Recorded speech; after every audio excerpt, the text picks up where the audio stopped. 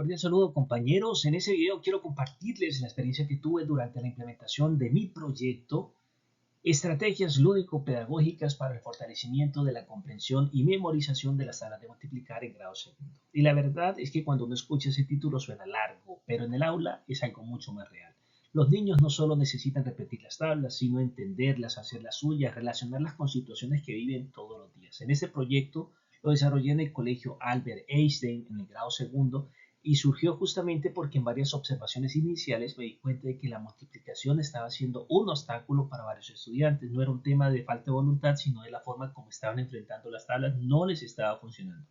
A partir de eso, decidí trabajar desde lo lúdico y lo concreto, porque para un niño de segundo, moverse, jugar, manipular materiales es algo esencial para aprender. En el diagnóstico se confirmó lo que ya se venía observando. Muchos estudiantes repetían algunas tablas de memoria, casi como canciones, pero cuando les pedía resolver una multiplicación sencilla o explicar qué significaba multiplicar, ahí ya había confusión. Algunos recurrían al conteo uno a uno, otros se quedaban esperando que alguien le dictara la respuesta y también noté que había un poco de resistencia, como esa sensación de que las tablas son difíciles y ya. Lo que entendí es que no era un problema de capacidad, sino de enfoque. Hasta ese momento la multiplicación estaba muy ligada a memorizar por memorizar y claro, eso puede servir a corto plazo, pero no garantiza comprensión. Entonces pensé, si la memoria sola no funciona, ¿por ¿qué pasa si empiezo por el juego, por lo visual, por lo concreto? Entonces, si ellos pueden ver y experimentar lo que significa multiplicar, quizás las tablas empiecen a tener otro sentido. Con esa idea en mente, diseñé una propuesta basada en actividades lúdico-pedagógicas. Lo que hice fue planear sesiones donde la multiplicación no apareciera como algo rígido, sino como algo que se podía descubrir. Por ejemplo, incluir juegos en los que ellos tuvieran que armar grupos de objetos o usar fichas para representar sumas repetidas sin darse cuenta. Y luego, cuando ya lo tenían claro, mostrarles que eso era una multiplicación. También preparé juegos como el bingo matemático y dinámicas en parejas, para que ellos hablaran entre sí y explicaran lo que estaban haciendo. Así, pues se entienden más rápido y claro, pensé en actividades que llamaran la atención, que tuvieran movimiento, colores y retos. Mi intención era que las tablas no se vieran como algo que había que memorizar a la fuerza, sino como un conjunto de patrones que ellos podían entender y recordar a partir de experiencias significativas.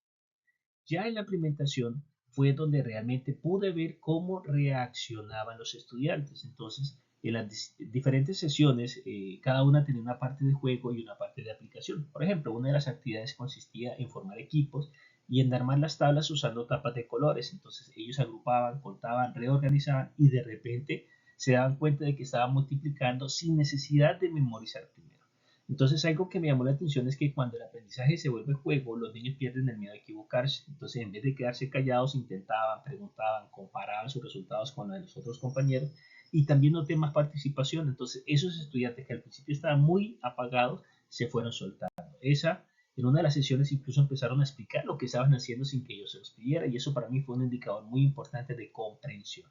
Obviamente hubo un momento donde tuve que ajustar la actividad sobre la marcha porque no siempre sale todo como uno lo planea, pero creo que eso hace parte de mi práctica pedagógica real. En cuanto a la evaluación, traté de no enfocarme solo en si lograban decir la tabla completa, sino cómo la estaban entendiendo. Observar el proceso me dio pistas más claras de cómo resolvían los ejercicios, qué estrategias usaban, si podían explicar lo que estaban haciendo, si relacionaban la multiplicación con la suma repetida. Además, tomé en cuenta la participación, no solo las respuestas correctas. Entonces, ver que un estudiante que antes no hablaba, ahora levantaba la mano, ya eso decía mucho. También tuve en cuenta la coevaluación del supervisor, que fue valiosa porque me dio una mirada externa sobre la dinámica que se estaba generando en el aula.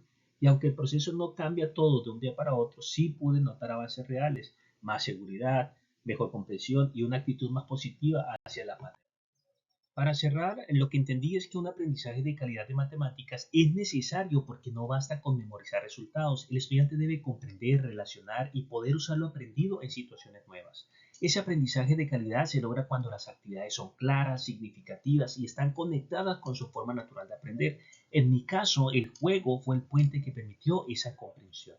En el escenario de práctica, el aprendizaje de calidad se desarrolló dando espacio a explorar, manipular, equivocarse. Eso hizo de que las tablas tuvieran sentido y no fueran una obligación. En cuanto a las competencias del saber pro, pude ver cómo mi práctica se conectó con ellas. En enseñar a organizar actividades claras y adaptadas a nivel de grupo. En formar, trabajé la motivación, el respeto y la participación participación en evaluar, observar el proceso, no solo el resultado final. Entonces, esa experiencia me ayudó a fortalecer mi rol como docente y líder transformador, porque entendí que enseñar no es transmitir información, sino acompañar procesos y crear condiciones para que el aprendizaje ocurra. De esa manera doy por terminada mi participación. Muchas gracias.